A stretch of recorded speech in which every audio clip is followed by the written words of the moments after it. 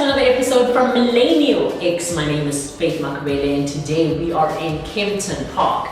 You guys might not know this, but today's special is a doctor affair. Today we are with the one and only Dr. Praise, who is not only a dentist, has a degree in BSc, but also has many qualifications ranging from South Africa to other countries like the United States of America. Praise, it is such an honor to have you here. Welcome to the show. Thank you so much. Thank you for having me. I am so honored. It is an honor to have you, not only because you're my sister, but because you're a real doctor. So, Praise, congratulations on the opening of your new practice. We know that you currently opened your practice last week. Yes. And a lot of people have been coming here for free consultation because of the Juggling posts that we posted. Correct. And so please tell us more about the establishment of this practice, when you thought about it, etc. Well, I had this vision for quite a while now because I always wanted to be a doctor. And when I was in matric, I was like, okay, fine, what do I want to do? I thought I was going to do medicine. And I applied, however, I was unfortunate. They didn't accept me for medicine. And I applied everywhere, literally all over the country. And at the end of the day, my mom was like, let's go to Medunsa and you can do BSc, get the degree, and let's see, God will open the door and we'll see how it goes. And basically, I didn't like doing BSc. I didn't want to go. My first option was not Medunsa. I wanted to go to UCT. So I felt my dreams were crushed. I just felt like, oh my goodness, what's going on? However, I went there, I took a step of faith, I went there, and I enjoyed Medunsa actually. I fell in love with the place, I became a leader in fellowship, and I did well. Actually, I passed in record time, I graduated, and that is where I found my passion. That I didn't just want to be a general physician, however, I wanted a specialized role like dentistry. And I fell in love with dentistry and I applied for it. And out of all applications, I think probably 1,000, they only take about 40 to 50 students. Wow. So the competition was really tight. But thank God I got a distinction in my final year in BSc. And I applied, and it was also tough because I was on the waiting list. So I was crossing fingers and praying and thinking, okay, will I make it? Will I not? I was accepted elsewhere for nursing. I was like, what's going on? I really want to be a doctor, And so basically, at the end of the day, I waited the whole of January to find out if I was taken or not. People were in class and, things were happening, classes were going on. And I got a call from the Vice Chancellor's receptionist and said, go and register, you can accept it. I was like, what? I couldn't believe it. I was so excited. And I registered and I started with dentistry. I was exempted from most of my subjects because I did my BSc. So obviously first year I passed with distinctions, and then second year as well. It was quite tough. It was not an easy run because we did like 7 subjects. And anatomy, physiology, all that. And I went for a re-exam for anatomy. It was a very challenging year for me, but I made it. Record time, and third year, 14 subjects, clinics, it was hectic, but I made it. And I really thank God I made it with distinction. Oh, excuse us. What I like about you is that not only are you a dentist, but you're a multifaceted woman. You're not only a dentist, but you're a businesswoman. You have companies as well, but another thing about you is that you're a singer. So you did your album a few years ago while you were still in university. How did that work out? And what I'm trying to ask you is that how did you juggle all these things that you were doing with your academics and make sure you get a distinction as well to be the woman that you are today? Yeah. So basically, this is who I am. It's not something I just want to do or love doing. This is who I am. I'm a minister, a gospel music minister. And from a very young age, I've been singing in my dad's church from, I think I remember as far as 9 years old. And I've been leading songs, I've been in competitions with my friends in high school, would sing, and music for me became my life. So I told myself, as soon as I start working, I want to really go professional in my music. Yes, I was in school. I remember when I was 21 and I was doing my dentistry, I sang in big stages and was honored to, be a backup singer for big artists like Sinach, and for me it was a big deal. For me it was an honor, and I took it very seriously. So I believe it's just who I am. I love nurturing who I am, just establishing myself to be a better person. So let's get back to the practice. The practice opened a few weeks, just last week. And one thing you mentioned is that you've always had this dream of starting the practice. A lot of people have been asking you on your Instagram, even on our page, people have been asking us, how did you start? But more than anything, where did you get the funding? Where did you get the idea? Why Kempton Park? What was the idea around those things and, you know, the dream coming to a reality? Yeah. So when it comes to the funding, basically I've been saving from my first year of working, that is 2017. And obviously, you know, I tried some private funders where I applied for funding for small businesses. And that's where I actually put my trust in or my hope in for quite a long time. And I was disappointed because, you know, some funders would come with options like, you have to be my girl for me to give you $1 million rands or things like that. And I have to stand my ground, you know. And so right before you say those things exist, it does. So men expect you that for them to help you, you have to sleep with them or be their girlfriend, even if they're married or it doesn't matter. That's how the world is today. Wow. So I had to let go of a lot of opportunities and, you know, work my faith to making this happen because I believed I'd get my practice running the right way. But before you go on, I wanted to ask you, in that moment where a sponsor said, for me to fund you have to do this certain favor for me, how did you feel, one, as a woman, as a professional, but also did you have any conflicting theories, thinking, I really need the money, I need to start my practice, should I just do it? What was your thoughts around that? Immediately, I just said there's no grace in this, God is not in it, I won't make it with this, you know, because you see, people look at they don't look ahead, they see at the now, they look at the now. And I believe that, you know, it takes faith to get to what you want. So what I did is I dropped everything. I'm like, no, I'm not going to settle for this. No, thank you. And I sat down with my family. I was like, you know what? Everywhere things are really tough. I've tried. Actually, I applied for some few loans. Yes, I was approved because, you know, dentistry is like opening a mini hospital. I don't just open and there's a bed and, you know, it requires plumbing, it requires, you know, it's like a mini theater, you know, and it costs almost $1 million just to do the working time. So thank God I have parents that are still caring and loving and supporting. So my parents took most of their savings because they have businesses in Limpopo, and I said I'll refund them, obviously. You know, I have to give back, but they invested in the project and I took what I have. And my sister as well, she took out money from her savings. Everybody at home was just literally pouring out. Wow. And I'm just so grateful for the support I got for this place. And funny enough, you know, the sales to reps that have been coming from different companies, dental companies, have been telling me that a lot of doctors actually wanted the spot to open a dental practice. But how I was so lucky to get this place, and I was like, God was in this plan in the beginning, and He made sure I got it, irrespective of the fact that I didn't have any financial records, you know, but I was approved at the place, and I believed that I would do something out of it. So I thank God that I stood my ground and I did things the right way, and just to show that anything is possible with God. And here I am today. I made it without any sugar daddy. You know, so I want you to take me back to the beginning of January to August. And I'm sure this was the hectic time of planning. It was the time of unrest. It was the time of making sure that the practice comes together. Yes. And now that you just told us that you didn't have any funding, the funding came solely from your family, your sister, and yourself. Walk me through that process. And I understand, yes, you had the faith, but talk about how, were you depressed? Were you sad? Did you feel like giving up? I want to hear the truth about that process of the 8 months till we opened last week. Yeah. Well, my dad loves saying this, easy come, easy go.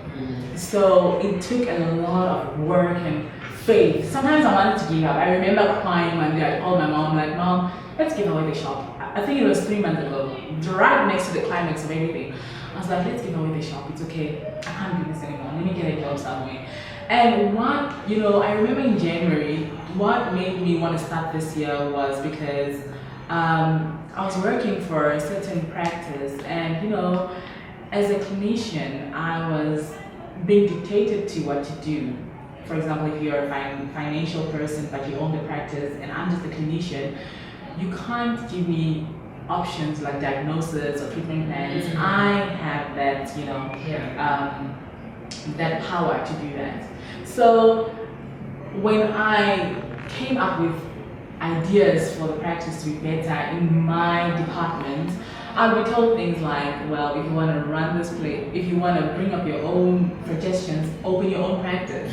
So that was the triggering thing that said, oh, okay, I'll open my own practice. I don't want to work for anyone anymore. I just want to open my own practice already. And so I believed in the vision. I said, you know what, I can do it. I resigned, and I took a step of faith. I just jumped off the cliff and I said, God will pick me up. God will catch me. And that's what happened. And so during the year, I must say that it was quite tough for me because I enrolled in University of Pretoria and specializing there. Wow, and obviously, thank you. And obviously, being a postgrad, it demands a lot of work. And besides the finances too. And also, there were times where I did not have a place. I was not working for a month or so, focusing on school.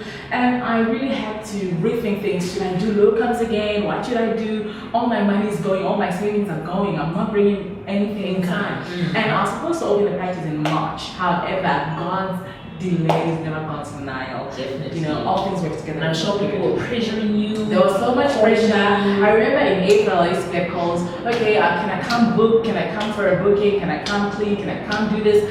And I had to just switch off the phones and make sure that I'm not getting pressure from outside and allow God's timing. So I ended up doing some locums before I started just to keep my life going, and here I am today. I made it.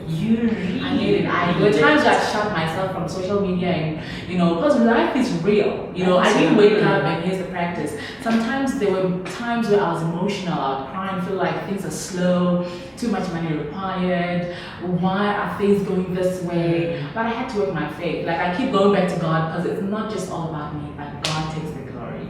A lot of your fans would look at you and say, no, she has everything going together. She's a celebrity. So I feel like a lot of your fans never really want to understand that you're also a real person who experiences a real problem, who has real challenges. Actually, no human being on earth is immune to challenges, including the most famous person in America or all over the world. We all face challenges, but the difference is how you respond. How you respond to whatever comes your way. So I told myself I play by different set of rules and I will overcome, and you see, when you know who you are, when you have the manual of life, you know how to apply to the situation, you know what to apply to the situation. So I had the word of God in me, and I knew that it's all about working my faith, applying, working hard, studying at the same time. Don't just relax and sit down and think things will fall from heaven. Oh, manna is here. No, work your faith. The Bible says faith without works is dead.